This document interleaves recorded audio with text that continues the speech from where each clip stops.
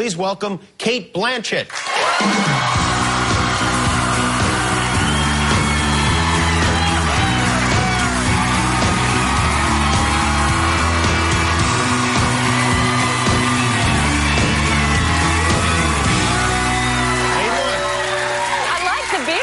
Oh, thank you. It's very George Michael. There's obviously a theme going on. It's a little careless whisper to myself. Are you as hairy down here as you are up here? Well, that's a very personal question, but yes, I am very hairy. Yeah, I'm medium hairy, I'd say. I'm not so hairy here. Yeah, well, that's good. I've always envied men, because Me too. Yes. Yeah. Here you are. Because you know what? The truth is, having a beard is so much easier. It really is easier. You don't have to sometimes I'd have to shave twice in a day because I'm hairy. Really that hairy. Yeah. All over. I'm like Nixon debate hairy. It completely transforms you. And it's the one thing you can't really do. I mean, Selma Hayek did an amazing job as the bearded lady. A role which I really want, and my agent just wouldn't return the calls.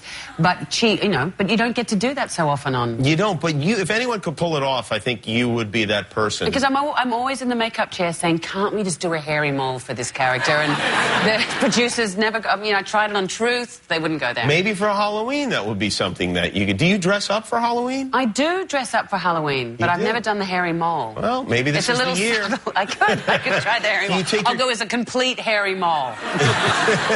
You take your children to pumpkin patches in your area? I'm sure you do. I tried. Sweet. How old's your little one? She's almost 15 months old. She's 14 months old. Yeah, she's very cute. And we wanted to get a picture of her with a pumpkin. We wound up having to drive. There's a costume. When we were here one year for, I think Roman, our middle one, was 18 months. And you can actually buy the suit where you get a little cap that's the top of the pumpkin, and then they're complete pumpkin underneath. Yeah, or if you're cheap, you steal one from your neighbor, hollow it out, and just jam the kid right in there. You could do that too. Your son dressed as a pumpkin for Halloween? No, I dressed him as a pumpkin. Oh, I see. Okay. And because I can't sew, they had this, they're at a Montessori school in Glendale when we were here, and they did a pageant parade, and all the parents, because of course they go to a Montessori school, every mother can sew except me. And so I got the pillowcase and I dressed him I told him as a ghost, but he actually looks like he was from the Ku Klux Klan. It's because I couldn't sew, and so I said, no, it's not that. He's a ghost. You have 3 boys, correct? And yeah, we do. We've got Dashiell, Roman, and Ignatius. And Ignatius, is that a family name or from the saint? No, you run out of ideas by the time you get to number 3. So Dashiell, I guess, came from Dashiell Hammett, and Roman, I don't know, Polanski, but it's also the French word for book. And then Ignatius came from... I don't know if you have this book here called Captain Underpants. Do you have that series? We do indeed, yes. And there's a great particular edition called Professor Pee-Pee Poopy Pants and the Attack of the Talking Toilets. And I was 8 months pregnant and hallucinating, and there's a section in the book where he gets so upset because everyone teases him because his name is Professor Pee-Pee Poopy Pants that he forces the world to change their names, and then they have this interior code, and so A, you have to, they give an example of names, and you get down to I, and the example of the name is Ignatius. And it was like the Virgin Mary going, boom, I must call him Jesus. I said Ignatius must be his name. That's the name. And do you call him Iggy for short? Iggy. Yeah, you don't meet a lot of Ignatiuses. You really don't. Although my boys go to a Catholic school, and every second child is called Ignatius or Xavier. Is that right? Yeah. So he's not going to be. Yeah, because I've only heard of the saint and Ignatius J. Riley from Confederacy of Dunces, which is not one necessarily you'd want to name your son after. No, we had this wonderful new romantic chanteur when I was growing up in the 80s called Ignatius Strange. But he's Iggy. I see. What's a chanteur, just out of curiosity? It's a singer. Oh, okay. Like a chanteuse. Yes. There's a chanteur. A chanteur. You see that, Guillermo? I'm learning a lot tonight. Yeah, me too. Yeah. Chanteur. What part of Australia were you raised in? The bottom part. The bottom part. So what town? Melbourne. Oh, Melbourne. Okay. Oh, really? Great. Hi. There are a lot of Australians here because they get an insane amount of vacation time. It's like... No, we get an insane amount of work here. Here in the United States, yeah, that's a good way of looking at it. But every time, we have a lot of people from Australia that come to the show. So you say the word Australia and suddenly the audience lights up. You were yes. dark a minute ago. It's like, Australia, boo. Yeah, we didn't do that. It just happens. We don't know why. It's magic. No, but my dad was from America, so... Your dad's American. We inherited some of your traditions like Halloween, although we were the only people in the... See, it's gone dark again. You mentioned America, and the lights go out. Mm-hmm. Yeah. It's a weird thing. Yeah. Look at that. It's a sudden blackout. So your dad is an American. Where in America? No, he died when I was 10, but... so he was from Texas, actually, like from the Texas. boy... Okay. Oh, yeah. Hi, y'all. We always said if we had a girl, we'd call her Y'all Blанshett. But, yeah. And wait a minute. Halloween is not celebrated in Australia? It is now. Oh. Now, but when I was growing up, it wasn't. It was a very...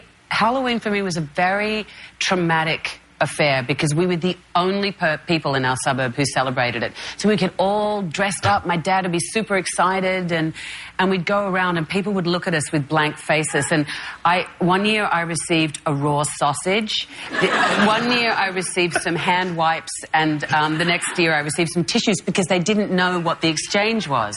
And so finally by the 4th year I got so cross I did the sort of the dog turd on fire thing. Oh, you did? And then we didn't ever celebrate Halloween again. Wow.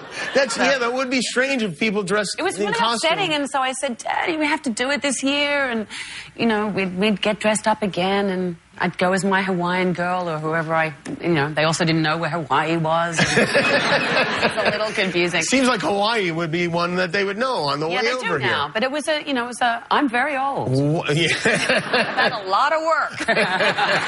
When we come back, we're going to talk about your movie, which I saw today, and it's, as usual, fantastic. The movie is called Truth. It opens in theaters October 16th. Кейт Blанshetт is with us.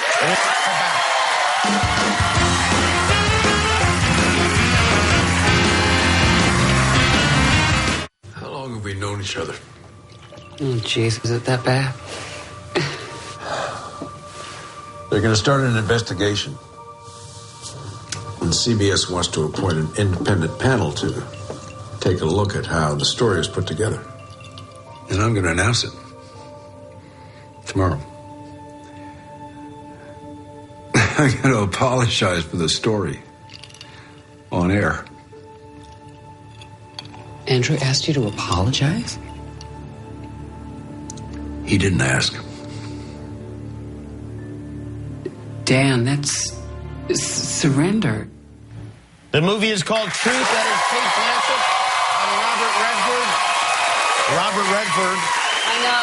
I have an unapologetic, uncontrollable crush on the man. I don't blame you. I mean, and you do too. Clearly, he's fantastic. You're fantastic in the movie. Really, really great. Now, for those who aren't familiar with the details of the story, and I have to say, I knew the story. Yeah. I knew the basics of the story, but to see it played out here is tell a little bit about Mary Mapes. Back in 2004, Mary Mapes was a producer for 60 Minutes, and she broke the Abu Ghraib story. Now, she'd done some really astonishing stuff, which for 60 Minutes, which Dan Rather had helmed. And she broke this story for 60 Minutes that explored the question mark that has long been socialized in Texas over Bush's Air National Guard service during the Vietnam War.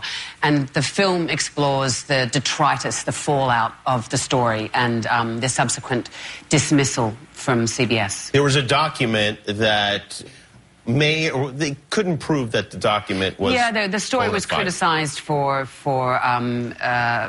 the fact that the sources weren't properly vetted. But what happened, I think, is that the story, the information that the story was dealing with got lost in the details. And so then they ended up playing the man and playing the people. And but it was a very, the political environment was so toxic back then, and it's certainly just got increasingly toxic. You're playing a producer that is not a public figure, not somebody that people know, a living person, which I would imagine is a little trickier than playing dead people. Somebody who's or fictional or dead. Yeah. But Robert Redford, who is an icon, I mean, certainly, everyone very much knows. Alive.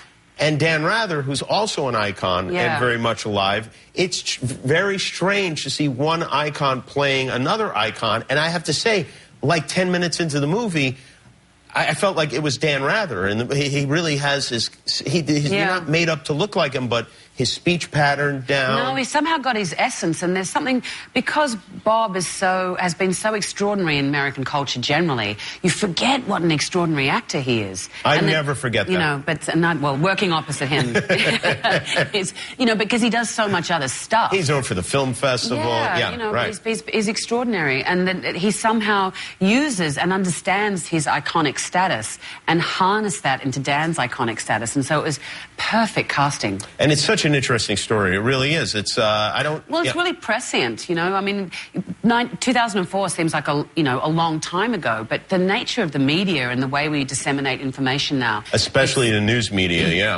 it has changed. You wonder if there would be that kind of accountability now. Yeah, well, I mean, I don't think so. I mean, it's scandal, the notion of scandal, and I mean, the erosion of investigative journalism since that time has been quite profound. It was a real fork in the road, because where they were at with the blogosphere and, you know, the personal attacks, which we just take as a daily, you know, occurrence. Yes. It was completely uncharted territory. Yeah, well, it's very interesting. It's a great movie, and once again, you're fantastic in it. Кейт Бланшетт, everybody. Truth opens October 16th. We'll be right back with Chase Crawford.